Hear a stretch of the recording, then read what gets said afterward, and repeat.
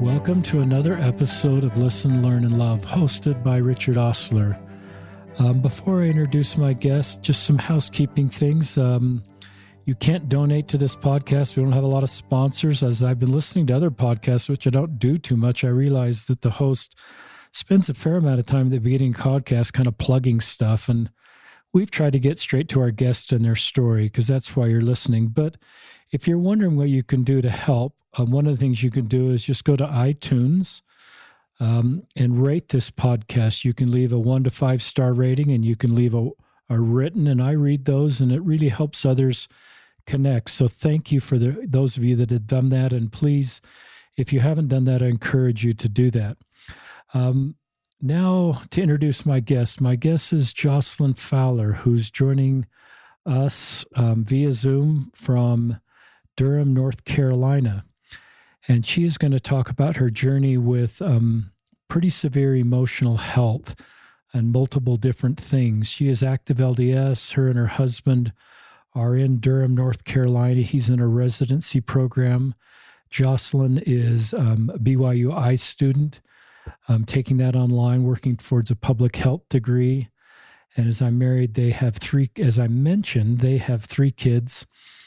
and are active in the church. A couple questions that we're going to answer in this survey, in this podcast, I guess I'm having some brain fog, is just kind of the coping skills that Jocelyn learned during her journey with emotional and mental illness, however she wants to frame that. And the second question, which is related to suicide, and this is a really good question that Jocelyn's going to answer during the podcast. How can I see value when I am suicidal? And you sort of are at that point where there's no light at the end of the tunnel and you don't see any value. So Jocelyn, I sense, has been there if she's willing to kind of address that question. Is that okay for an introduction, Jocelyn? That was perfect. Thank you. And Jocelyn and I said a prayer, and we just hope that you listeners, something here will resonate with you, maybe multiple things. If you're in a dark spot or working through your own emotional health, and or if you're a parent or a friend or a local leader, that some of the things Jocelyn says will give you more tools and insight to help those in your circle you're trying to help. Talk about, just way of kind of keeping this top view, talk about the different things you've worked through as under the umbrella of emotional health. What have I been diagnosed with? Yeah, sure. So I have been diagnosed with quite a few things. At the beginning, I was diagnosed with severe depression, severe anxiety, severe obsessive compulsive disorder, OCD, and severe post-traumatic stress disorder, PTSD. For the PTSD, there's one more tier above that.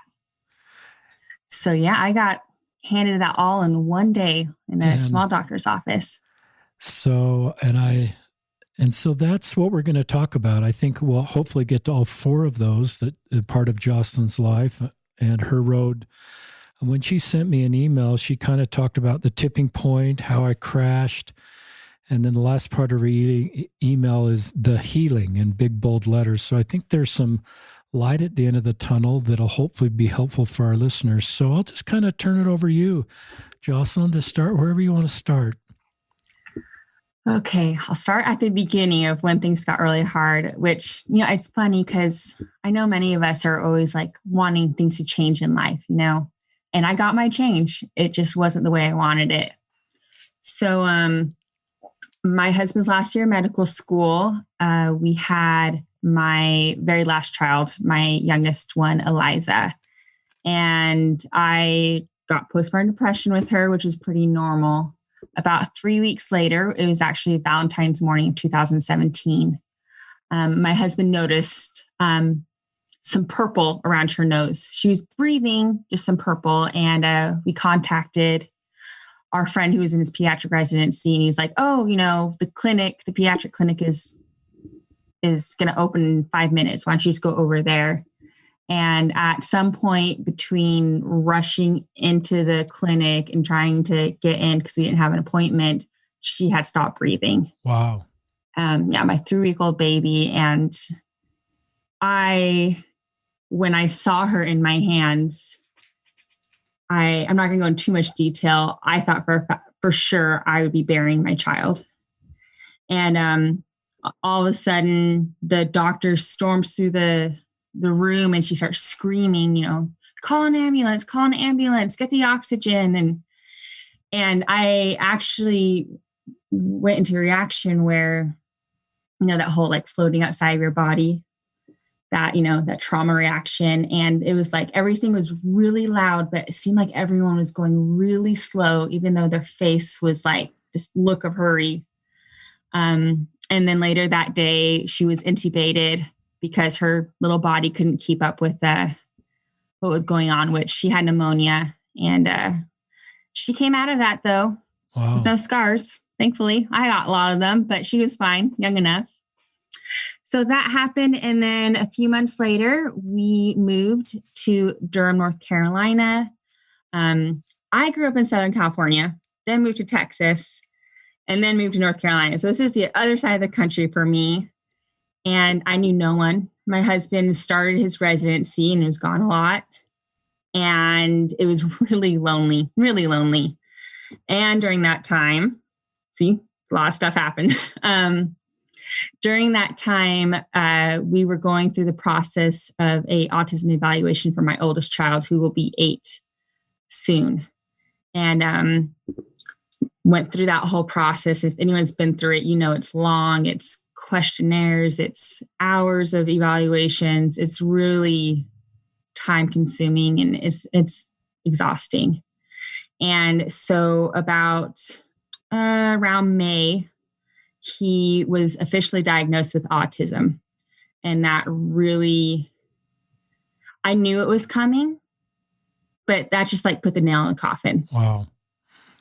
Yeah. So I was struggling and I somehow made it through a couple more months. And I was really struggling with depression and my OCD was through the roof. I was cleaning up to 8 hours a day. I vacuum my house 3 times a day, which I have small children. So I have to pick up all the toys off the floor and then vacuum. I'd wake up at 2 a.m. with an urgency to clean our small, tiny, apartment kitchen for 3 hours. And just things like that. Oh, go on. And thanks for being honest just with some of the examples of the OCD. It takes courage just to kind of share those things, because I know one part of your brain recognizes that's not normal, logical, but I just admire you sharing that because it's honest. Thanks. I still get a little bit anxious thinking about that time, but I've come through. So anyways, there was a Sunday and I was talking to somebody at church and they knew that I was kind of in distress, and they, how sometimes people like say things to like push you, like to change, but it's really damaging. Yes. And that happened. And then the next morning I woke up and I was suicidal. That was the first day for 8 months straight that I thought about taking my own life in the ways I would do it. And then I couldn't stop crying. I just cried every day for a week. And I finally went to go see my family practice doctor. And she said it would be a good idea if I were to check myself into the hospital for emergency psych evaluation. So I did. How long question ago? They ask at the front desk is, do you want to hurt yourself? And I had to say yes. And they took me quickly back into the back rooms. How long ago was that? That was, 2 years this past October. Okay. That's helpful. So yeah, just I admire you going to the hospital. I admire you telling our listeners about this. I admire you being honest, because I think that you knew that if you were honest, you'd be admitted. So keep sharing your story, Jocelyn. Yeah. And that was a really interesting experience. I stayed and I learned a lot about how people, how they cope and how they get into the situations they're in, because they are trying to cope with some pretty severe stuff. The thing about the hospital was it was more like to, take care of me. I didn't quite get like cured there. We tried to change my medication. Anyways, after a week, I was released, and my husband went through some people and found a therapy program for me. And that therapy program is called Dialectical Behavioral Therapy. Have you ever heard of it? I've never heard of it. Will you say it again for us and keep talking about it? Yeah, sure thing. Dialectical Behavior Therapy. So some people have heard of CBT, so cognitive behavior therapy. This is a little bit different. This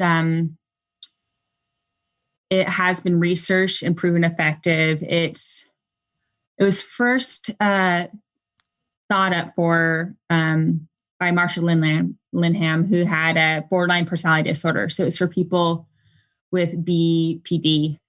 And then as time has gone on, they have realized it's really good for PTSD sufferers and intense emotions, suicidal behavior, self-harm, that kind of stuff. And so that is kind of where my healing journey started. It was a long and very painful one. And it was also extremely fulfilling. So I got into this program, met my therapist. And when you are in a DBT program, each week you meet with your therapist individually for an hour. And then you also meet with the DBT group of their other clients, and we go over skills. And that lasts anywhere from like an hour and a half to 2 hours. So I had to do that each week. I had the individual and the group skills class. And that was the day that she diagnosed me with all these things. I was in a pretty rough state. And it was so rough that like my brain was like bogging out. I would jumble up my words. I would, lose words, like it couldn't get through my head. It was, when I talked, it was really hard to understand. So we started that, and it was pretty easy at the beginning because they ease you into it. We talked about what my issues were. And we first talked about the PTSD. The reason it was so bad for me was if I saw a baby that looked under 2 months old out in public, I would get extremely scared for that child's life. Yeah. Like they're going to get sick. They are going to get sick. And then it would turn into like anger towards the parents. Like, oh my gosh, these parents should not have their children, and it doesn't help that I go to a church where babies are being born all the time. Exactly. So yeah, it was really hard. And I knew logically it wasn't right. Not every baby is going to catch a life-threatening illness. And PTSD is real. PTSD is real in that experience you had with your own child. So that was hard because then I didn't want to be near people with their young babies. I didn't want to make the baby sick. And I was also so angry. And so those are some of the things that I, had problems with. I also had, was diagnosed with depression, which is where my suicidal behaviors came. I thought constantly about suicide all the time because I just felt like I was a burden. That's very common to hear, a burden. And the thing that I hate the most about like when you're feeling suicidal, it's you don't have hope. It's just been ripped away from you. There's no hope. You can't see it. You can't feel it. You can't feel the spirit. You're just so ill. It's extremely difficult to feel anything that, is hopeful. Talk more about just that stage of feeling. Did you have a plan? Did you make any attempts, if you want to talk about any of that? So yes, I had plans. So mine had to do with either medication or with sharp objects. And what happened is my therapist, with my permission, called my husband up and said, these are her plans. And he had to go and buy a lock safe, and he had to put all the medication in the house in it and all the sharp knives. And that was both humiliating, and it also helped me because I felt safer. Good. I did feel safer because it wasn't like I was being like drawn to it. He would take out the medication so I could refill it, and then the medication would go back in. And that's just kind of how it went. I'm glad you told your therapist about your plan. I think listeners, asking others that say they're suicidal about their plan doesn't make their plan more likely to happen. I think it helps, just like in Jocelyn's situation where her therapist and then her husband became aware, and it was just a support system. So that's a good part of your story. Yeah. Oh, my husband, he was really patient with me. I mean, I'm sure there were times that he wanted to change the locks on the house, but he stuck with me. So that's a winner.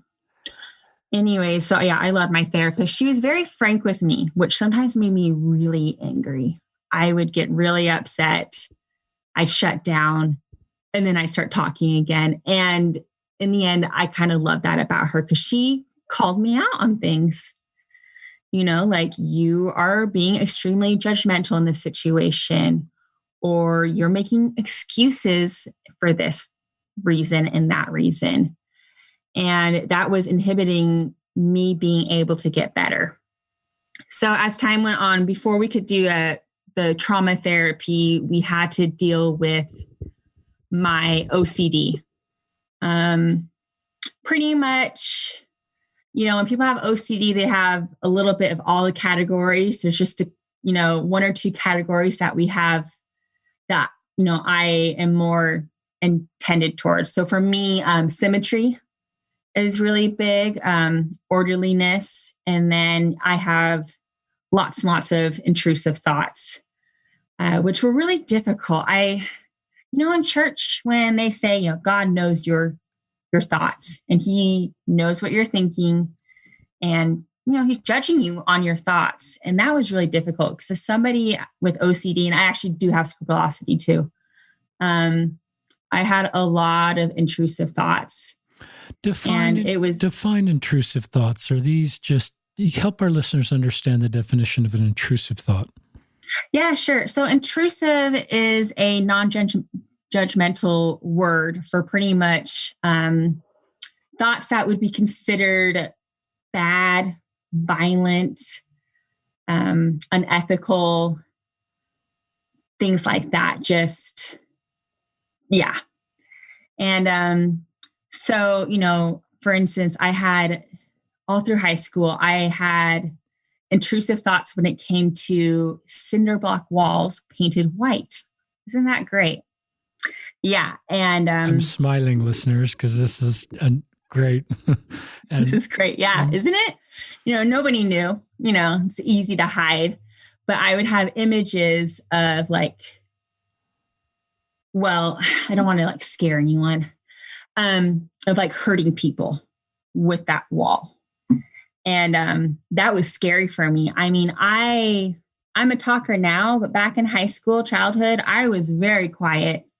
And it terrified me because I considered myself a kind, nice person. I'm thinking, I'm a horrible person. I am a violent person. I can hurt these people. Even though I'm just this little timid, I shouldn't say little, I'm actually 5'11". This timid person who can't even say no to someone.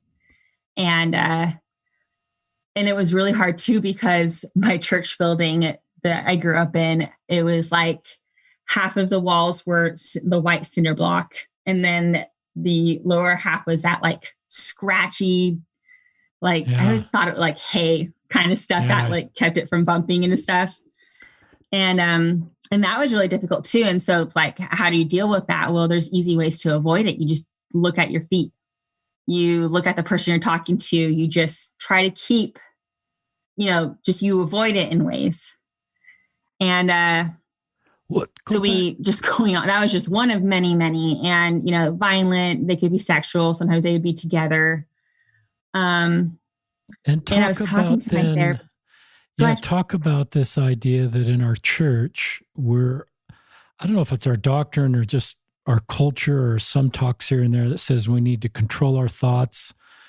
Thoughts are bad. Thoughts, sort of this, you let things come on your stage and you can sing a song and get them off your stage. But for me, that just reminded me of the thought in the first place, and it never really worked for me.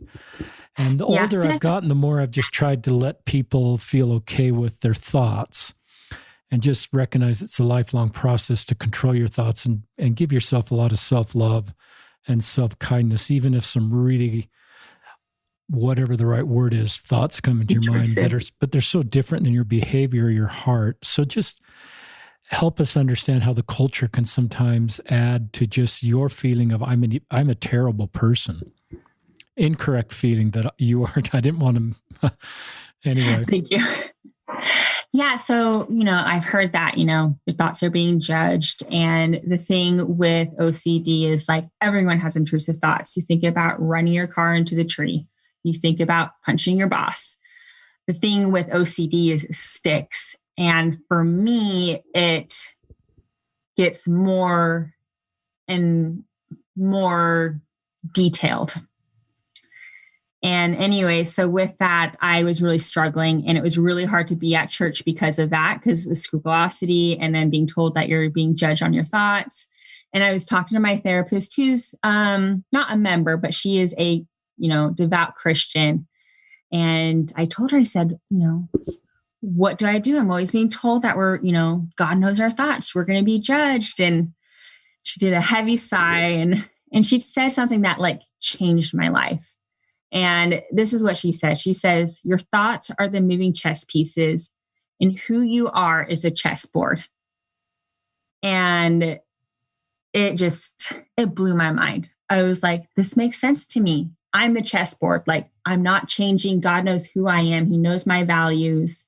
And the thoughts that are going through in and out of my head are not me. Like, I am not going to hurt someone. And I love that. That's great. I do too.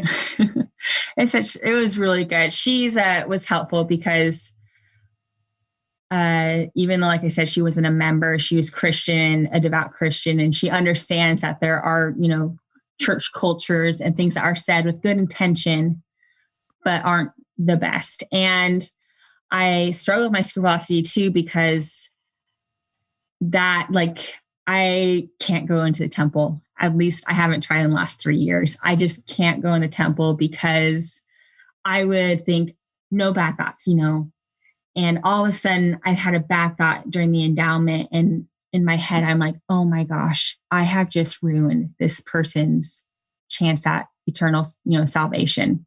Wow. I've done it. And then I would think, should I get this back? Should I get this paper slip back with a name on it? But I was too scared to, and thought, well, and then I felt like huge guilt from that. And it was, so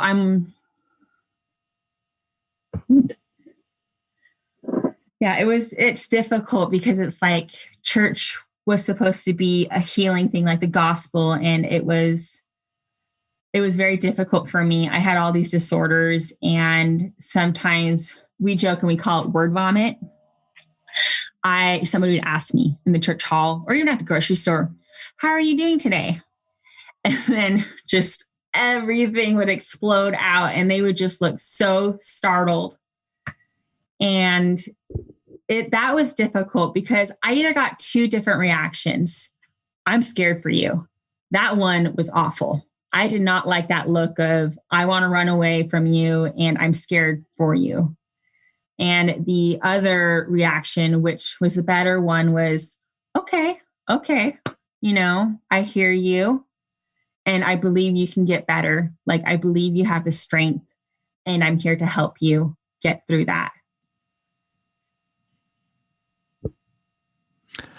I love you being honest with how the church can be difficult. And you haven't said anything in the doctrine that's difficult, but you've talked about the culture. I love where you talked about the temple and you're doing proxy work for a name, and your OCD, your scrupulosity caused you to think, if I have a bad thought, then because your heart is so good, it attacks the things that are most important to you. You understand this, and the things that are most dear to you. So this person, you're doing proxy work in the temple, and how much you care about the temple and that ordinance and that person, it attacks the things that are the most important to you. And so then it's sort of like, wait a second, this is, and then your scrupulosity and your OCD takes over. And I get then where you don't want to be in the temple, because that can just add to your PTSD. It can remind you of these difficult experiences, and there's a natural side of you that says, I need to stay emotionally safe, and I need to put myself in places that I can heal. And if church or the temple are kind of re-triggering, then it all kind of reopens the trauma and isn't the path to healing. Even though on another side, I'm speaking for you, a little bit, you love the church and you love the doctrine and you love the teachings, but you can have both of those things in your brain at the same time, if that's fair to say. No, exactly. You said it perfectly. Right. And that's why the dialectical behavior therapy, I'm just going to call it DBT since it's not such a long word, has helped, because dialectical technically is when two opposing things are true at the same time. Wow. Like, for instance, right now, I'm nervous and excited to be talking to you. That's honest. And those are two opposing emotions that are true at the same time. And it's a lot of, and the DBT helped me just learn how to, give me a second.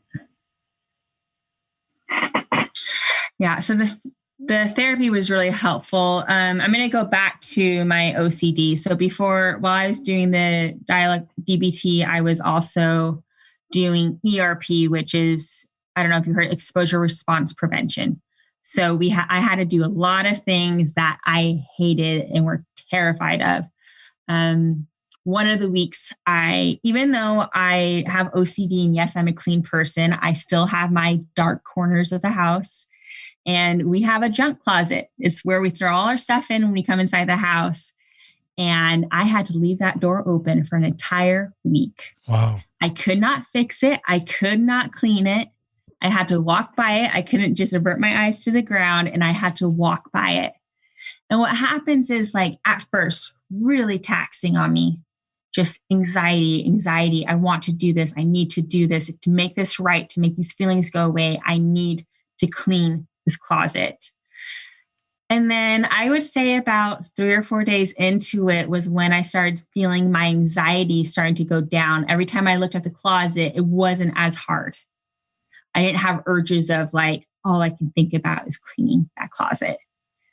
And what's so important about doing ERP when you have OCD is you want a life worth living. And OCD takes so much time out of your life.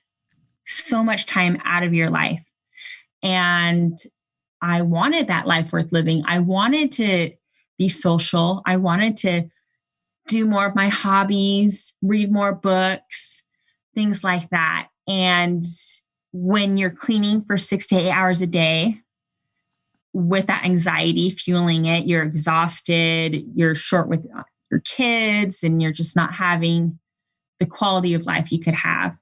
So we had to do so many. And I think ERP is just going to be something, I know it's going to be something that I'm going to have to do for the rest of my life. And another one was, my poor husband. Like I said, he's a saint. I have a really hard time with bodily fluids. And so different times in my life, things spike. Like I just hone in on it for some reason. I couldn't hold my husband's hand because it could get sweaty. And so my homework was to hold my husband's hands for 15 minutes every night for 2 weeks. And it was hard because like my husband, he's understanding, he's getting it, but you can see the hurt in his eyes. Like my wife doesn't want to hold my hand. And it just is sad. And so that helped our relationship a bit too, because the OCD was really affecting that part of my life. And to say OCD is probably my biggest disorder. And it's the one I've had the longest. My earliest OCD memory was in first grade. And my mom would put 4 items in my lunchbox with a napkin. And I'd undo the napkin, which had the 4 squares. And then I would put my drink in 1 square, my sandwich in the other square, and then whatever else in the 2 other squares. And that made me feel good. At that time, like I said, I didn't get diagnosed with OCD until about 3 years ago, 2-3 years ago. So I've gone my whole life, or some people have been like, are you OCD? And I'm like, I just have good habits. That's all, good cleaning habits, things like that. And I also think that it's more like, I know my mom has OCD. Sorry, Mom, if you're listening, undiagnosed. And so what I thought was normal in our home. And I don't think it really brought up any red flags because it was like, well, of course you're doing this, I had to learn a lot of coping skills. And that's one thing that after I started therapy that I realized I lack severely in, really do lack severely in. And we went through the skills and I learned such great things. One of the things that is called opposite action. So let's say, go on. Yeah, opposite action. I like that. Opposite action. I don't know anything about that, so share about that. This one, I feel like I got the quickest relief from. So opposite action is you do kind of the opposite of what you want to do. I want to lay on the couch and just hide underneath the blanket.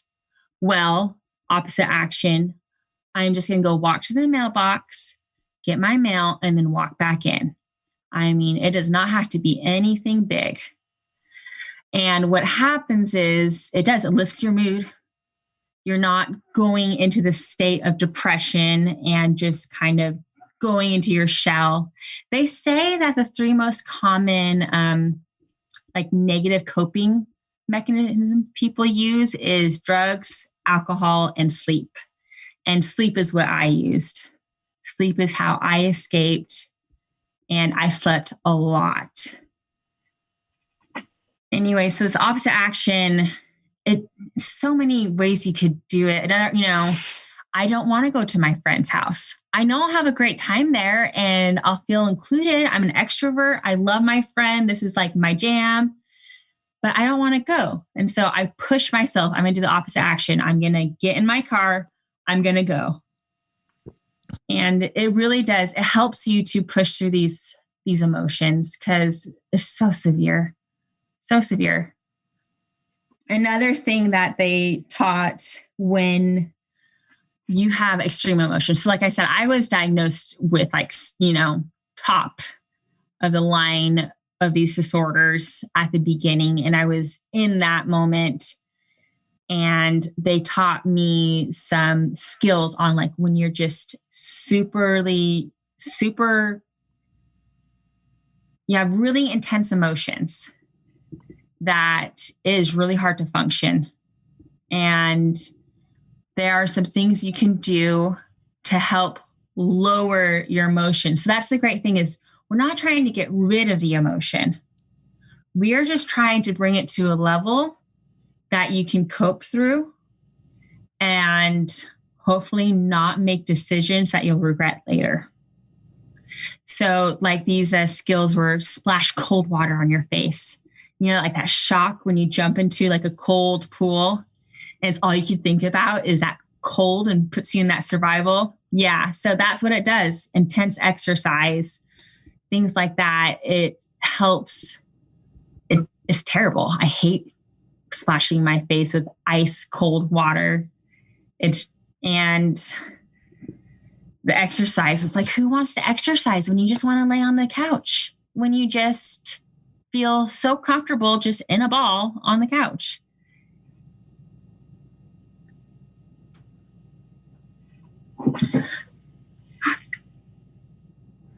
I love those examples of just a way to sort of break the narrative and change the direction. And I love those examples. Thank you. Not very complicated, but and that's another thing too, is, I love the gospel in the church, and I struggle because it's like we're taught to pray and endure, read the scriptures. And those are all wonderful things, but they're not quite like coping mechanisms to get through some really severe stuff. Now, enduring, yes, like that's something that has to do with hope and getting to the end. And I've actually done a lot of like research about like coping skills that people did in the Bible and the Book of Mormon. And of course, they look a lot different than we do in these latter days. But some of the things really stood out to me. Like Jesus, he set boundaries. He did, he'd want to go by himself. He wouldn't help everyone. He set boundaries.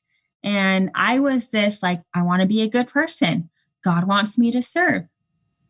And putting up boundaries has helped me so much in my life. I really recommend it to anyone, just talking it through with someone you feel safe with and talking about setting boundaries. Can you give us an example of any boundaries? Yes. So some boundaries that had to be set were how people talk to me, specifically how some family members talk to me. I was taught that it is a gift to be in my life, not something that is just granted to you because you are my family member.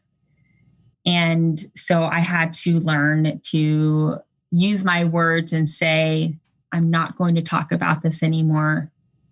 Let's stop this conversation. And if you continue to talk about it, I'm going to have to leave the room. Good. Or hang up the phone.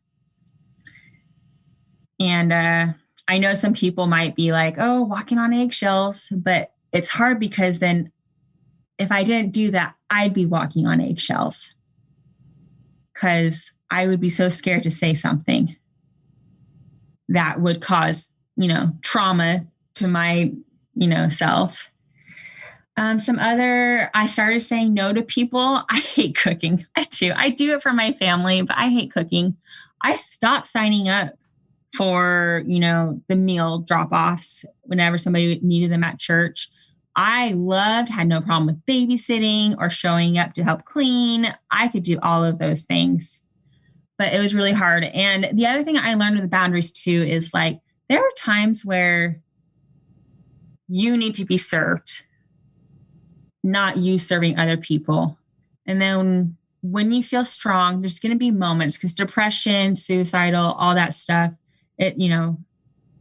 I think people who have it understand that there's waves of intensity. There's like, I can function with this going on right now.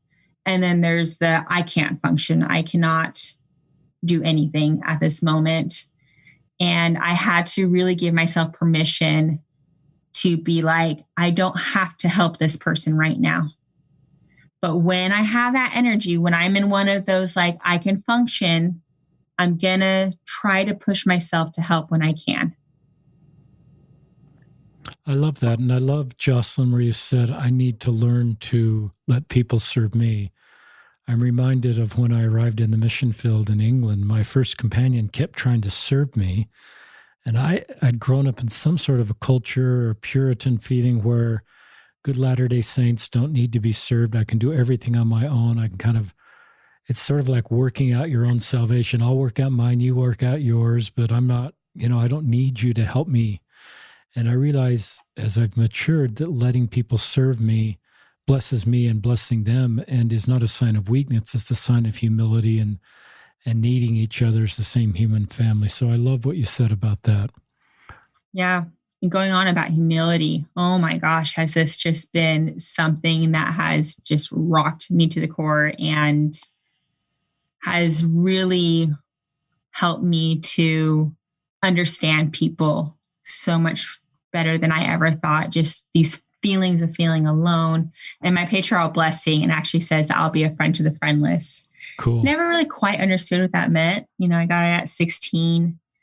And over the last few years, I'm like, I get it. It doesn't mean that they may not have like no friends. It's just they might be feeling lonely in a certain aspect in their life.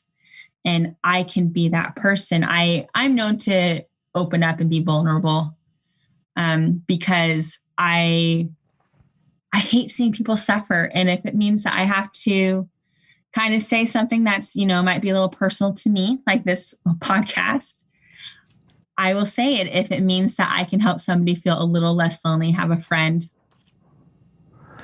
Talk more about any other coping skills that you've learned that would be helpful for our listeners. And I just admire, I just admire you listeners and all of us that are willing to try new things and learn new things and not go to our go-to.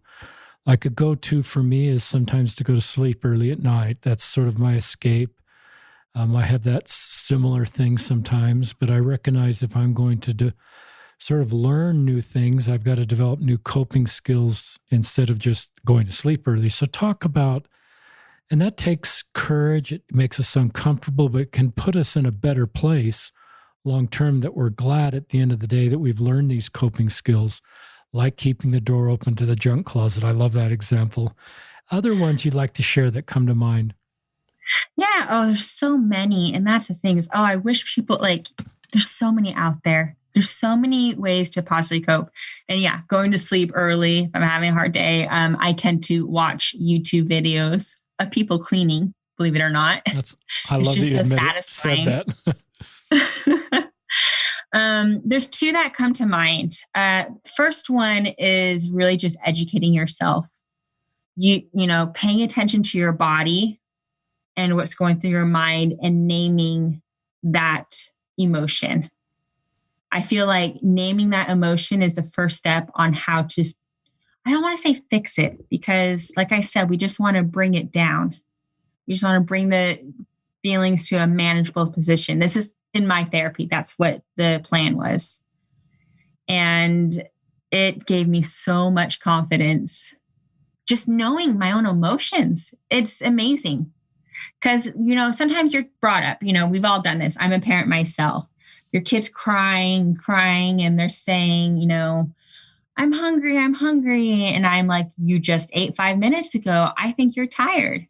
And it can be really disorienting when it's like, I think I'm hungry, but somebody's telling me that I'm tired instead. And that can be really difficult. And so being able to reintroduce yourself to what emotions feel like and how they react with your body. Like when I'm anxious, I feel like there's a man standing on my chest. When I'm depressed, I feel like I've just got sandbags tied around my waist. And then another coping skill, I have to use this a lot. This one is called the stop skill. So STOP. So it stands for something in each of these steps. The S stands for stop. T, take a step back. O, observe.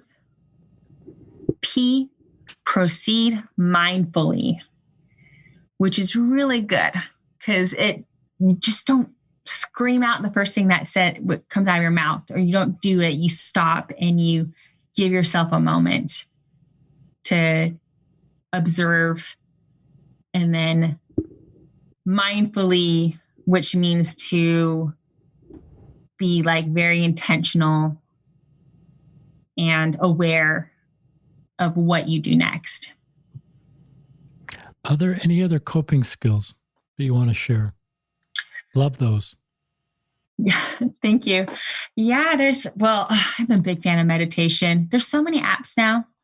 I remember, so there's this Christian writer, Lisa TerKeurst, and she wrote a line saying at some point in her life, she felt like she was licking the floor of hell.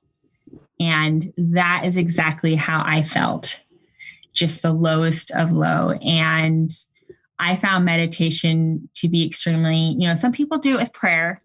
I more so did it with the body awareness. And then it turned into, these apps would just like whisper things to me as I'm trying to calm myself down. And I meditate every day. It's a short meditation for 2 minutes, or it could be up to 10 minutes. And when it gets really bad, I'll meditate 3 days or 3 times in one day. It's really something that I think people should look into. And they even say that like the successful like business people, they meditate. A lot of them meditate. I like that. Talk more. I want to go back to this other question. If you're ready to move on, it's just talk to people that are suicidal right now. There's no light at the end of the tunnel. They don't feel any hope. They don't see any value in them. They have this incorrect belief that you mentioned that the world would be better off without them. They're a burden to everybody. All these thoughts coming into a suicidal path. Help people to talk to people about how to see value in the middle of this incredibly dark moment. Yeah, the most important thing to remember when you are severely suicidal is to try not to be alone. And if you are, then try to get whatever the things you would want to use out of your house. The next thing is to remember, if you are feeling suicidal, think about it. You're not always feeling severely suicidal, if suicidal at all. It's one of those things. It's waves. It's a constant wave. You could be just fine and then be walking out the grocery store and thinking about dying. And there's just hope at the end. Another thing that really helped me, it's really hard to see your value. Really, really hard to see your value. I don't even know if it's like possible, to be honest. I think the best thing is just being validated. Like, this is hard. Validate yourself. This is really, really hard. A question I get asked a lot too is like, how can the family member or the close friend show, let their loved one know that they have value? And it's not really like the answer I'm sure people are thinking about. Like, if anyone's ever been a lifeguard, like gotten lifeguard practice training, about active drowning. And active drowning, their head can still, bobbing up and out of the water. Their head can still be above. They can't really talk. If they can, probably not at all, because they're panicking. And it is hard to think about anything else when you are actively drowning. And it is really difficult if somebody were just to come up and say, you are a great swimmer. What's your name? Tell me about yourself. There's a step in between that you need to do to help somebody who's in a crisis. And that is for the water, throwing a flotation device, going out there and grabbing them, bringing them back to the shore. And my advice to those people is, when their loved ones are in that heightened emotion, that you need to help them bring that emotion down. Turn on a show, a movie to watch together. Talk about the issues. One of my favorite things is to plan my future dream house, which is a great thing because here I am, suicidal, wanting to end right now, but I am now looking into the future, which is a really positive sign, by the way.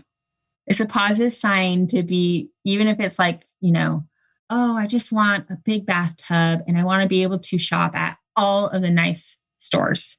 Yeah, sounds really materialistic. But at that time, it's showing that there's hope, that they have plans for the future.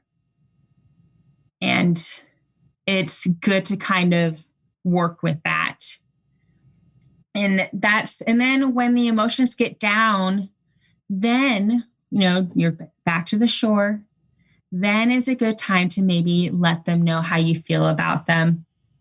And another thing you can do too is just, have them promise you, please don't hurt yourself tonight. Don't say, don't hurt yourself ever, but say, please don't hurt yourself tonight. Please don't hurt yourself until I get back to you I want to get back to you tomorrow. That's really a good segment, Jocelyn. And one of the things I've always imagined, if our older selves could talk to us in the middle of our most dark moments, our older self being 2 years or 5 years older, they would give us the hope that we lack in that moment. So you're roughly 2.5 years away from that inpatient psych unit, if I'm using the right vocabulary, why don't you just talk to your younger self, what you would say to your younger self in your very darkest moments? Oh gosh, hindsight's 2020. I once asked, how do you know if God is giving you a miracle? Like at that time. And a man in the back of the classroom said, you don't until later on. You notice it's a miracle later on most of the time. So first off, I'd say you are going to get amazing help. You're going to meet amazing people with struggles like you. You are going to learn so much about people suffering and why they suffer and why they do what they do. And it can cause you to have empathy and to just want to hold them. The ERP, I was having to do things that scared me. And ERP makes people brave. And I have become a brave person. I feel brave enough just to say that right now. I have tried new things that I've always wanted to try, but were terrifying. I started boxing. That was great, and I have little other things that, I wanted to do, but I was always scared to do. But with the knowledge I had learned through that training and that exposure, I was able to do things that I've always wanted to do, just meet dreams or try new things, go to new places. And I guess the biggest thing is, it's hard to see life will get better. I know when people say that to you in the middle of it, it is really hard to believe it. It does get better. Life will always have its up and downs. You will always have trials and you will always have wonderful moments. And you can prepare yourself to be able to handle those hard moments. And you will be able to handle those hard moments. I love that. And I'm going to turn it back to you for some concluding comments, but just some comments. There's a couple talks that I'm sure Jocelyn knows that are two of my favorite talks, just talking about emotional health. One is from Sister Alberto. She talked about the suicide of her father. And first time probably that word is sort of someone talked in general conference about the suicide of a loved one. And she just talked about mental illness in a very positive, helpful way. It's not a spiritual weakness. We need Jesus and a therapist, as Jocelyn is sharing, and we can't solve mental illness through prayer and more scripture study, more temple attendance. It's a different path to healing, as Jocelyn is sharing. And then, of course, Elder Holland's Like a Broken Vessel, where he opened up about his own emotional illness. And I think we all know Elder Holland doesn't have a spiritual weakness, but he at times, like many of us, have emotional challenges. I'm going to read a longer quote that I haven't read for a while on this podcast. It's sort of about the idea of we heal each other by being honest in our vulnerabilities.